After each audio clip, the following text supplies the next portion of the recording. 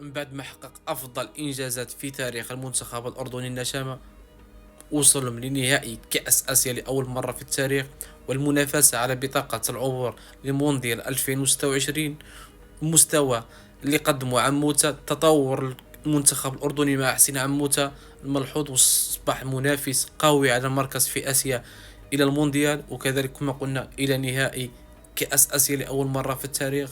رسميا المغربي حسين عموتة كيقدم استقالة ديالو بنفسه للاتحاد الأردني لكرة القدم لأسباب شخصية كما كيقولوا الصحافة.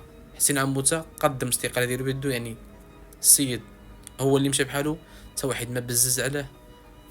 مباشرة بعد ما قدم استقالة ديالو من تدريب المنتخب الأردني، أعلن المنتخب الناشئ الأردني تعيين مواطنه المغربي جمال سلامي خلفا لحسين عموتة لقيادة المنتخب الأردني في باقي المناسبات.